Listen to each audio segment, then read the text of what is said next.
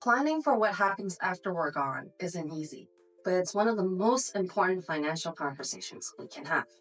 So let's take a deep breath, know that I'm here for you. And in this video, I will be walking you through the questions of what happens to my RRSP when I die, and just as importantly, I'll explain how the RRSP rollover works. Hi, I'm Sally, a licensed financial advisor. Let's get started. What happens to your RRSP when you die? Let's start with the basics. When you pass away, your RRSP, Registered Retirement Savings Plan, doesn't just disappear, but it also doesn't automatically pass on tax-free. But here's the key. It's considered income in the year of death. The entire value of your RSP can become taxable on your final return, and that's what the CRA calls a terminal return. And that can create a huge tax bill. For example, if you had $400,000 in your RSP, that full amount could be added to your income for that year. And depending on your province and your other income, that could mean paying over 40% of taxes. And that's not the whole story. In some situations, you can actually prevent it through something called a rollover. So what is an RRSP rollover? An RRSP rollover allows your savings to be transferred tax-free to someone else under certain conditions. This means your money can continue to grow tax-free instead of being taxed all at once on your final return. But it's important to know who qualifies for a rollover and how to set it up correctly. Who can receive a tax-free rollover?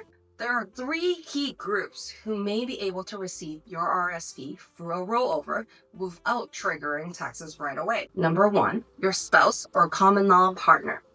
If your spouse or partner is listed as the beneficiary, they can have your RSP rolled over directly into their own RSP, a RIF, Registered Retirement Income Plan, or an annuity. This transfer is then tax deferred, meaning the money can keep growing until they start making withdrawals themselves. An important note is that the rollover must happen within the year following your death, and this paperwork needs to be done properly. The second group is a financially dependent child or a grandchild with disability. If you are caring for a child or grandchild with a disability, your RSP can be rolled over to their RDSP, Registered Disability Savings Plan. This helps preserve both the savings and their access to government benefits, and it can be a meaningful way to continuing supporting their future. Number three, a minor child or grandchild who is financially dependent. Your RSP can be used to buy an annuity for them, and this could provide a steady taxable income until they turn 18. And again, the rollover allows it to happen without immediate tax consequences. And remember, decisions like these are best made as a part of a holistic estate plan. One that considers not just your RSP, but your will, your beneficiaries, your insurance, and power of attorneys. Keeping everything aligned can give your loved ones clarity and peace of mind when it matters most. What happens when there is no qualified beneficiary? If there is no spouse or dependent child, or you haven't named the beneficiary, your RSP becomes a part of your estate. The entire account is taxed as income on your final return, and the estate pays the bill. This means that your beneficiaries will receive what's left after taxes, and the process may involve probate fees and legal delays. And this is exactly why naming a beneficiary on your RSP is so important. It keeps things simple and can save in taxes. Now, what happens after the rollover? Well, the RSP then becomes a part of their retirement saving. And if they're 71 or older, they'll need to move it to a RIF or annuity instead. They will then pay the taxes when they start withdrawing from their retirement funds. It's important to note that a rollover is not a permanent tax exemption.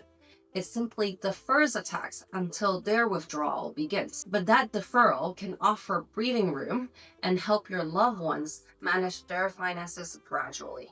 Here's what I want you to take away for your RSP. 1. Name a qualified beneficiary, such as your spouse or a dependent child. 2. Keep them up to date, especially after a divorce or remarriage. Number 3. Work with a financial advisor. And estate planning is too important to do it yourself. Number 4, review your will and RSP together. They need to align. And don't assume that just because someone is a beneficiary in your will, they'll get a tax-free rollover automatically. That's just not how it works. Your RRSP isn't just an account, it's part of your story. And knowing how it's handled after death is essential to a smart estate plan. By planning ahead, you're giving your family clarity, protection, and one less thing to worry about in a difficult time. We are on a journey of building a community of money smart individuals. If you like the video, please subscribe, like, and share it to someone who may find this helpful.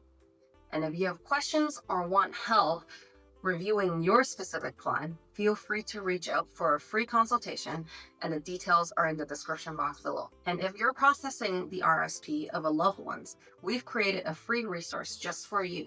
Check out our downloadable guide. It is full of practical tools, checklists, and emotional support to help you move forward with confidence. You can also find the details of that in the description box below. See you next time.